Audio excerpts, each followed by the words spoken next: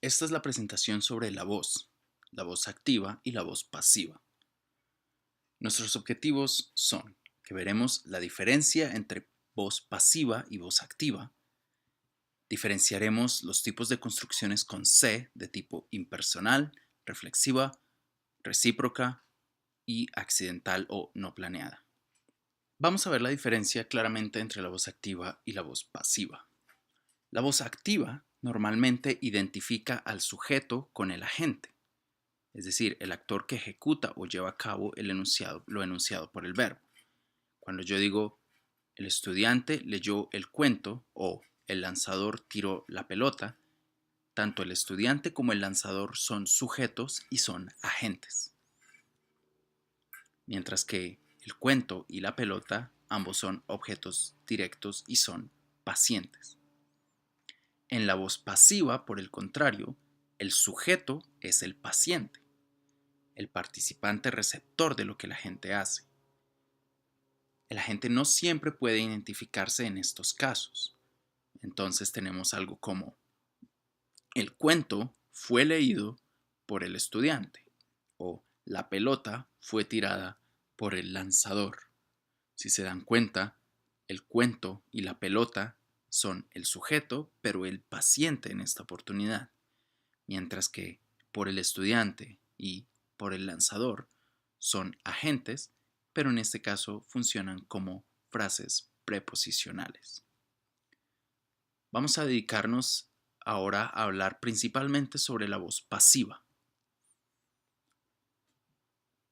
Bueno, como vimos, la voz activa tiene la forma de sujeto que es agente, más el verbo, más un objeto directo que es paciente, mientras que la voz pasiva tiene la forma de sujeto que es paciente, un verbo y opcionalmente un adjunto que es el agente.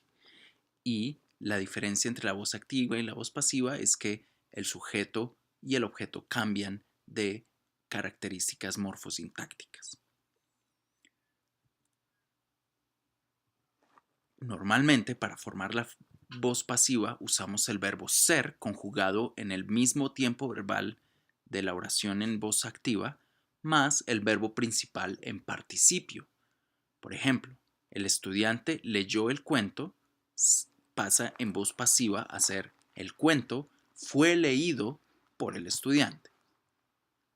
El lanzador tiró la pelota, se convierte en la pelota fue tirada por el lanzador. Fíjense cómo leyó está en pasado y el verbo ser se conjuga entonces también en pasado y el verbo leer se deja en participio. Lo mismo acá. Tiró está en pasado, entonces ser también se conjuga en pasado y el verbo tirar se pone en participio. La voz pasiva permite eliminar al agente y por ende se puede usar cuando no se sabe, cuando se sabe de sobra quién es y no agrega nada al discurso mencionarlo, cuando no se le puede identificar o cuando simplemente no se quiere decir quién es. Hagamos un ejercicio rápidamente. Quiero que subrayen los verbos en la voz pasiva en este párrafo sobre el óleo perdido de Frida Kahlo. Tienen unos cuantos segundos para esta actividad.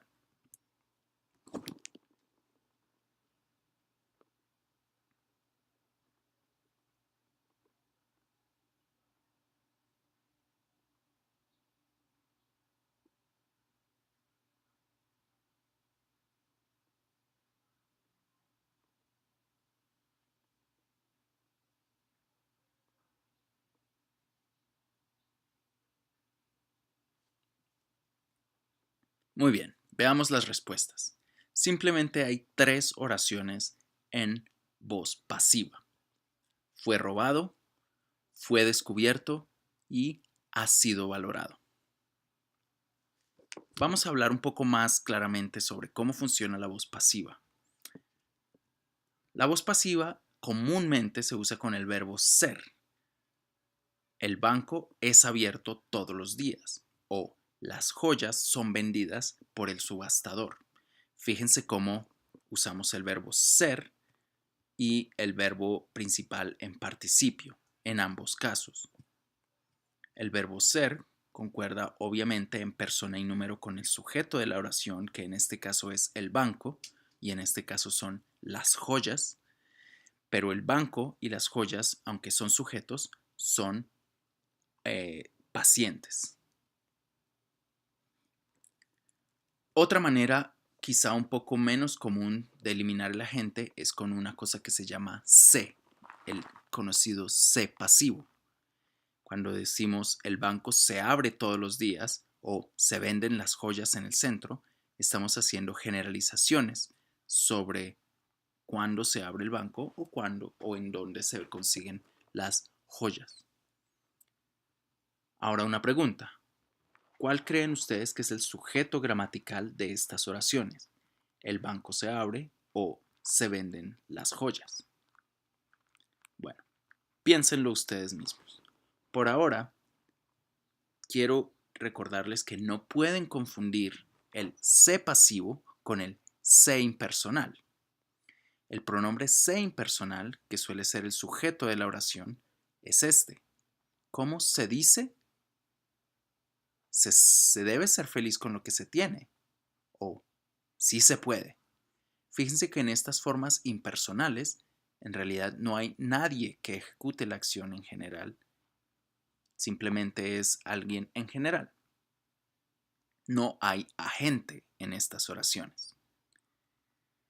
El se impersonal es muy común cuando se usa en las recetas como instrucciones.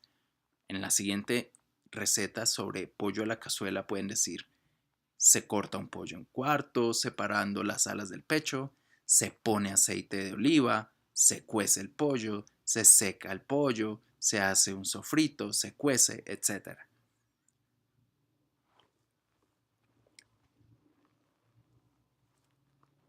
Es importante también que se den cuenta que la voz pasiva solo aparece con verbos transitivos.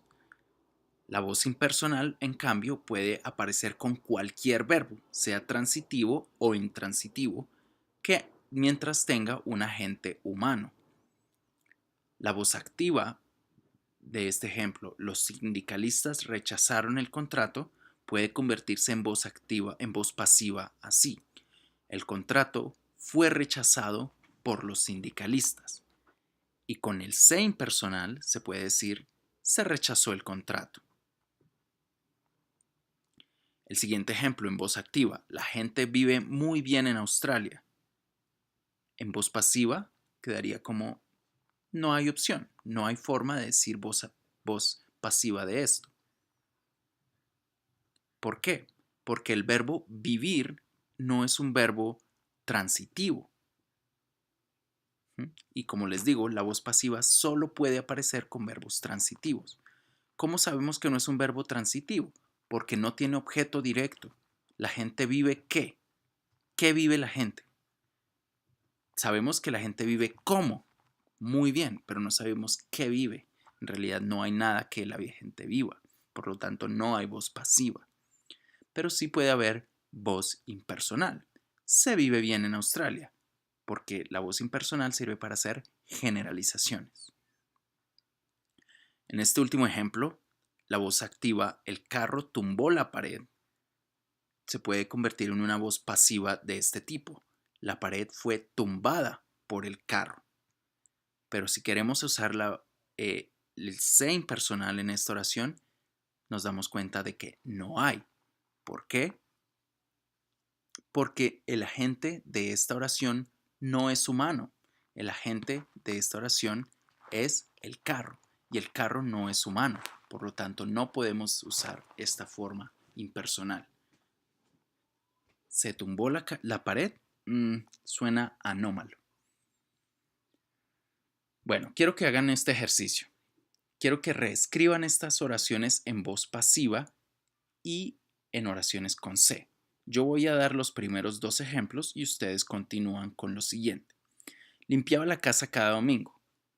La variante pasiva es la casa era limpiada cada domingo. En forma de se impersonal, se limpiaba la casa cada domingo. Recuerden que hay posibles momentos en los que no hay voz pasiva o sé impersonal. Tengan cuidado. Empiecen.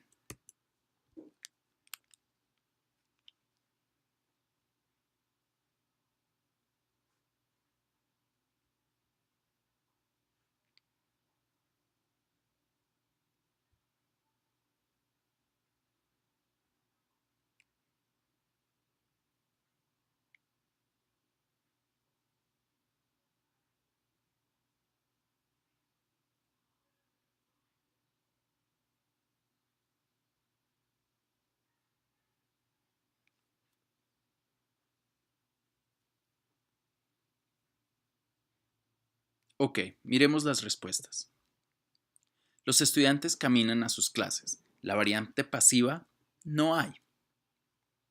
Pero en cambio sí tenemos una forma impersonal. Se camina a las clases. Las señoras pasean a los perros todas las mañanas. La variante pasiva es los perros son paseados por las señoras. Y la variante impersonal es se pasea a los perros. El viento golpea la puerta. La variante pasiva es la puerta es golpeada por el viento. Sé impersonal, como ya lo intuirán, no hay. ¿Por qué? Porque el viento, que es el agente, no es humano. También hay otra cosa que se conoce como el sé accidental o sé no planeado. El uso de sé puede implicar a algún otro agente y así quitar la responsabilidad de lo acontecido al hablante o algún otro referente. ¿Han escuchado ejemplos a ustedes como ¿se nos olvidó que había examen hoy? En ese caso, ustedes fueron los que olvidaron que había examen. Sin embargo, utilizan el sé para decir, ups, yo no tengo la responsabilidad aquí. O este ejemplo, se te rompieron los anteojos. En un caso en el que fuiste tú el que rompiste los anteojos, pero no quieres como poner toda la responsabilidad en la persona y como apuntar el dedo a ello, simplemente dices, ups, se te rompieron los anteojos. Y este último ejemplo, la tarea se me quedó en casa. En realidad fuiste tú el que dejó la tarea, pero dices se me quedó la tarea para reducir un poco el grado de responsabilidad que tuviste. Para este ejercicio quiero que cambien la construcción accidental por su equivalente no accidental. Por ejemplo, si yo digo se me olvidó regresar estos libros a la biblioteca, lo voy a cambiar a algo no accidental y decir olvidé regresar estos libros a la biblioteca. Las oraciones que quiero que tengan en cuenta son estas.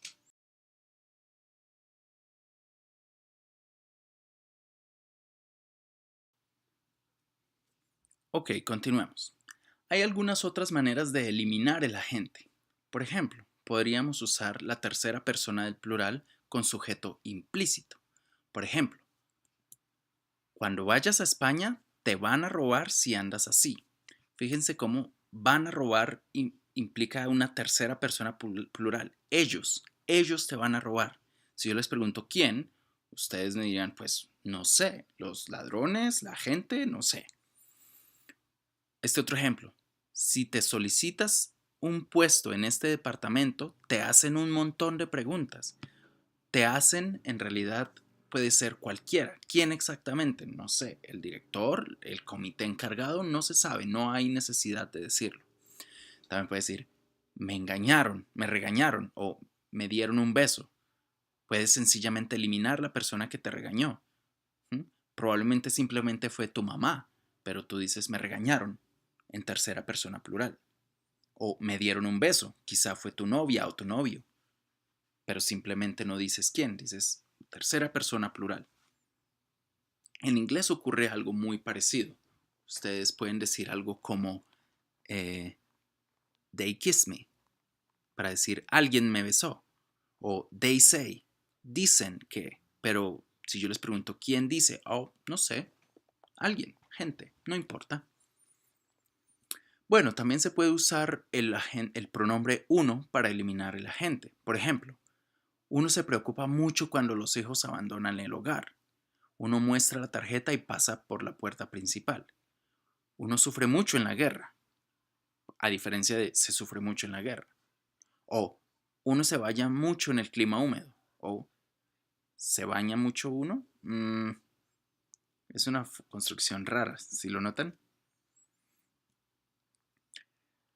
También se puede usar la segunda persona singular que es no referencial. Por ejemplo, te preocupas mucho cuando los hijos abandonan el hogar. Me encanta ir a Cartagena. Te puedes bañar, puedes broncearte y puedes comer muy bien. Fíjense que en esto no estás diciendo, no se están refiriendo a ti como interlocutor, sino a las personas en general cuando van a Cartagena. La gente de Cartagena se puede bañar, se puede broncear. Eso es lo que significa puedes bañarte, puedes broncearte. ¿Dónde queda la biblioteca? Pues sales por la puerta, te volteas a la derecha y ahí está la mano izquierda. A pesar de que estas son instrucciones que se le dan a una segunda persona, de todas maneras son instrucciones generales, así como en la receta para hacer sopa de pollo.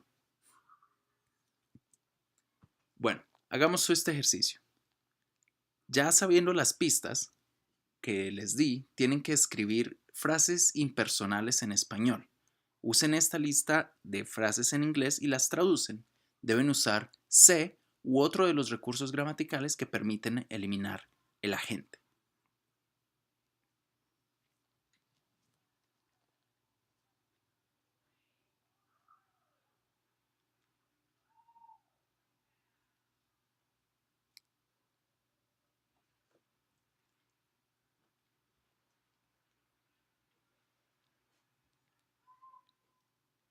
Muy bien, vamos a hablar ahora de otros tipos de se. Empecemos por algo que se conoce como el se impersonal, del que ya hemos hablado un poco. Cuando ustedes ven estas dos imágenes, quiero preguntarles, ¿quién hace la acción de vender la casa? Se vende casa. ¿Quién hace la acción? Lo interesante es que no está expresado lingüísticamente quién vende la casa. Es una manera de decir que alguien, no importa quién, vende la casa. Por eso el se impersonal se usa cuando el sujeto es irrelevante o para hacer generalizaciones.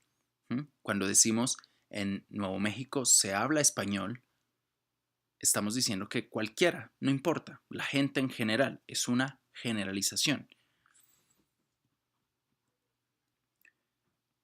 Y una cosa interesante es que se puede decir se vende casa o se venden casas o se vende casas. En cualquiera de esas formas, en el singular o en el plural, funciona de la misma manera. Muy bien, ahora hablemos del se no planeado. Si ustedes miran estas imágenes, cuando yo digo, ¿quién tiene más control en dejar caer el celular en esas imágenes? Bueno, miren esto. Si tuviéramos una escala de 1 a 5 en el grado de control o responsabilidad y tuviéramos estas 5 imágenes de grados de control o responsabilidad para soltar el celular, para dejar caer el celular, podríamos aventurarnos y decir que la persona que tiene menor control de la responsabilidad aquí es la número C y la que tiene mayor responsabilidad es la letra D. En la primera, la chica está usando su celular y accidentalmente, fuera de su control, deja caer el celular sobre su cara.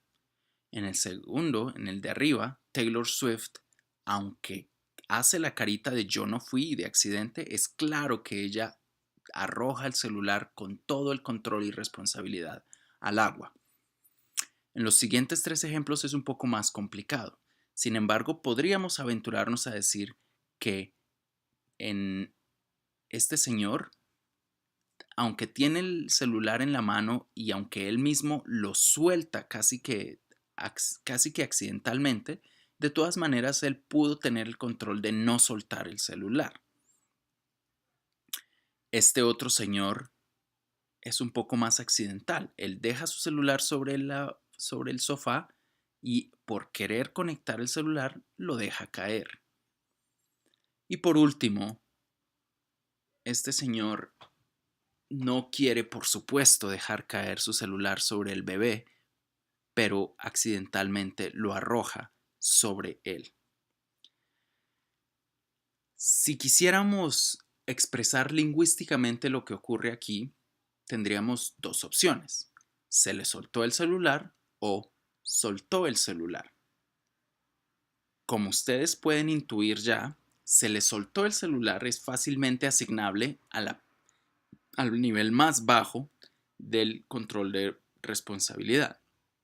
Y soltó el celular se otorga al nivel más alto. Pero también podríamos usar soltó el celular para las formas más altas en la escala y se le soltó el teléfono en las formas más bajas. El asunto es que el control o la responsabilidad, cuando la vamos a expresar lingüísticamente, es un asunto de cómo nosotros entendemos el evento. Nosotros lo entendemos como algo claramente responsable o como algo no tan responsable. Y dependiendo de eso, escogemos nuestra expresión lingüística. Bueno, hablemos de reciprocidad. Como ya hemos visto, los participantes en el evento pueden ser tres. En este caso vamos a hablar de dos. El sujeto, que es el que hace la acción, y el objeto directo, que es el afectado por la acción. En esta situación, nosotros vemos a un conejo que riega las plantas.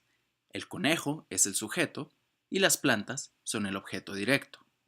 Pero en una situación recíproca, ambos participantes son sujeto y objeto al mismo tiempo y por lo tanto usamos construcciones recíprocas. Por ejemplo, miren esta imagen. Él y ella, ambos son sujetos porque ambos riegan a ellos, al otro mutuamente.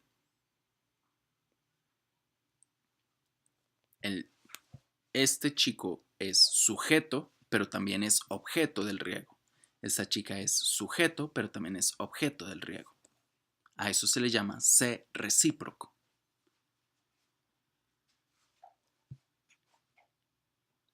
Y ahora tenemos aquí el ser reflexivo, que es una acción iniciada por el agente y que recae sobre sí mismo. El sujeto y el objeto directo o indirecto se refieren a la misma entidad. Entonces tenemos cosas como que se puede uno agregar a sí mismo. Me miré al espejo. El sujeto y el agente son el mismo. Me miré al espejo. Nos hemos comprado un carro. O la niña se viste sola. O te afeitas todos los días. Eres tú mismo el que has hecho todo eso para ti. Te afeitas tú mismo. La niña, ella a ella misma. Eso es lo que se llama reflexivo. Se refleja en el espejo, por decirlo de alguna manera. Bueno, y los pronombres reflexivos o recíprocos son me, te, se, nos, os, se y se. Para la primera y para la segunda persona, los pronombres reflexivos son los mismos del objeto directo, que son los mismos del objeto indirecto. Pero para la tercera persona, el pronombre reflexivo se, el pronombre objetivo, el objeto directo lo y el objeto indirecto es le.